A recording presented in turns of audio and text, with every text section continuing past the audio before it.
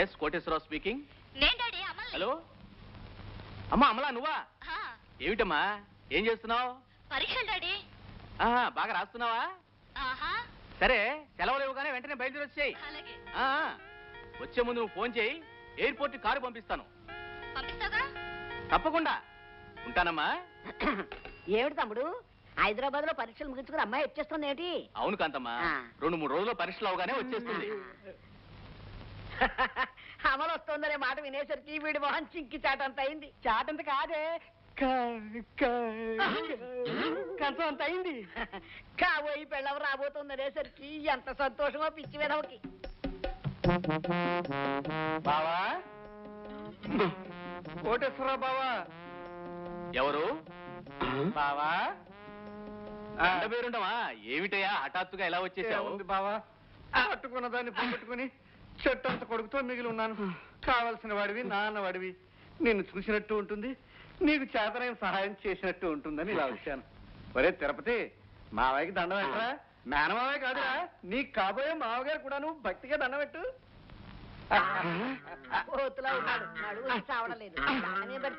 నాకెందుకయ్యా దండాలు? మీరు వచ్చినందుకే సంతోషంగా ఉంది. ఏదో మా పాపారావు అన్నయ్య ఊళ్ళో పొరవ పుట్రా చూసుకుంటున్నాడు కదా, నేను ఇక్కడే ఉండి నీ కష్టం సుఖం చూసుకున్నావని. చూసుకోవాలనుకునే మనుషులు తక్కువ అనుకుంటున్నావా? మేమంతా బాగానే చూసుకుంటున్నాం. సరేలే కాంతమ్మా, చూడు ఇక నుంచి వీళ్ళు కూడా ఇక్కడే ఉంటారు. వాళ్ళకి భోజనాలు ఏర్పాట్లు అవి చూడు. మీ స్నానాలు అవి కానివ్వండి. అలాగే బావా, అలాగే. నాన్న పద నాన్న, ఆకలేస్తుంది. గంటయ్యా, నీ కొడుకు ఏడాది నుంచి అన్నం పెట్టట్లేదే, ఆకలితో ఆవురు మావాడు కూడా నీ కొడుకులాగే ఇక్కడే 4 ఏళ్ల బట్టి బిచ్చాన వేస్తే దుగ్గా తయారయ్యేవాడు, ఆకలి గురించి మాట్లాడకపోయేవాడు. నువ్వు పదరా.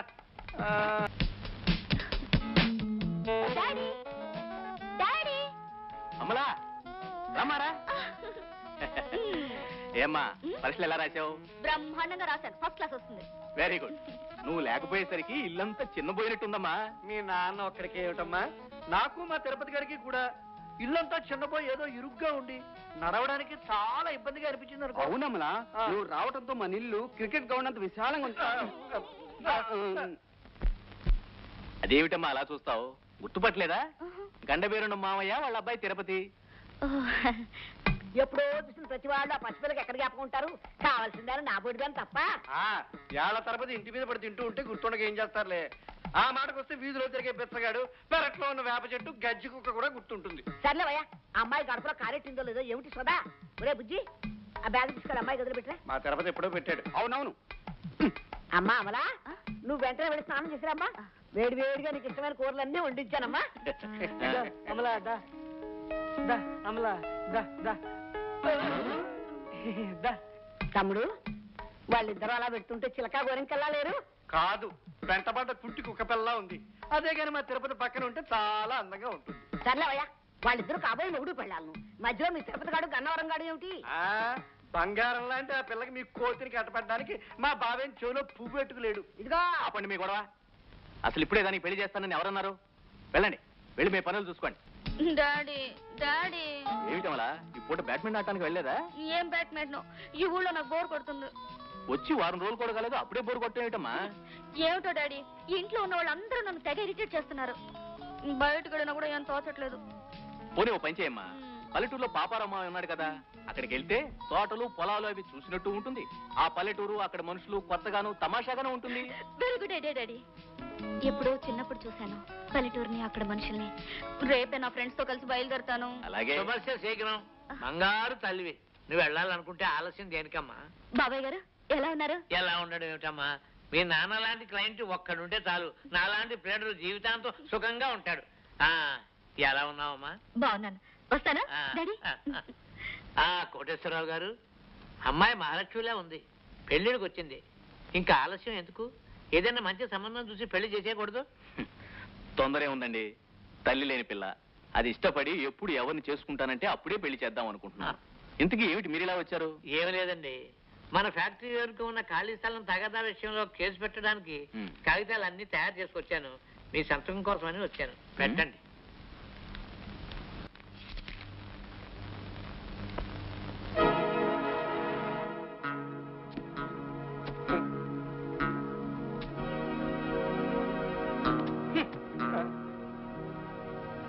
ఏమిటి లెక్కలు? ఎవరి కళ్ళు కప్పాలని, ఎవరిని మోసం చేసి దోచుకోవాలని ప్లాన్ చేశావు. ఆఫీసు బరువు బాధ్యతలు అప్పగించి ఇంకా 2 నెలలు కాలేదు, అప్పుడే 2 లక్షలు తేడా. అది కాదు బావా, ఏదో అవసరానికి ఆ 2 లక్షలు. Shut up! చూడు గండ బేరుండం, బాధ్యత లేని వాళ్ళని, నమ్మిన వాళ్ళని మోసం చేసే వాళ్ళని నేను భరించను. ఆవేశపడకు బావా, త్వరలోనే ఆ డబ్బు ఎలాగోలా సర్దేస్తాను. త్వరలో కాదు, 24 గంటలు టైం ఇస్తున్నాను. రేపు ఈ పాటికి ఆ 2 లక్షలు తీసుకొచ్చి ఈ టేబుల్ మీద పెట్టాలి. లేకపోతే పోలీసులు పిలిపించి కటకటాల వెనక పంపించాల్సి వస్తుంది.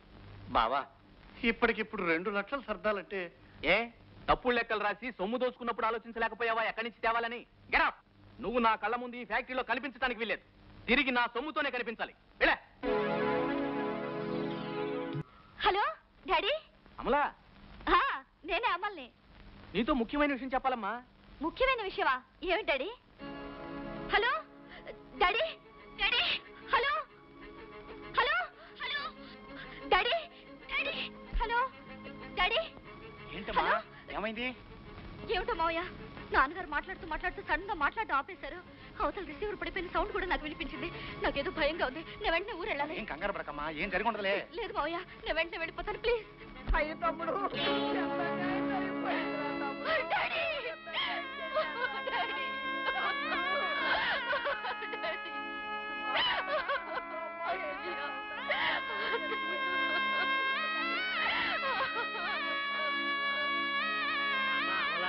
మీ నాన్నగారు తన తదనంతరం నీకు చెందవలసినటువంటి చిరచరాస్తులు రాసినటువంటి దస్తావేజులమ్మా ఇవి. ఫ్యాక్టరీలో, కంపెనీల్లో లక్షల విలువైన షేర్లు, పల్లెటూళ్ళలో ఉన్నటువంటి పొలాలు, తోటలు, దొడ్లు వగేరా అన్నీ కూడా నీకు చెందాలని రాసినటువంటి పేపర్లమ్మా ఇవి. పోతే మరొక విషయం, నీ పెళ్ళయ్యాక నీ భర్తకి ఈ ఆస్తి అనుభవించే హక్కే తప్ప అమ్ముకునే హక్కు ఎంత మాత్రం లేదని ఇందులో రాయబడింది. ఆ మహానుభావుడు ఇచ్చినటువంటి ఈ ఆశతో చల్లగా ఉండమ్మా. వస్తానమ్మా. నీకు ఎప్పుడు ఏ అవసరం వచ్చినా ఈ లాయర్ బాబాయ్ ఉన్నాడనే సంగతి మర్చిపోకు.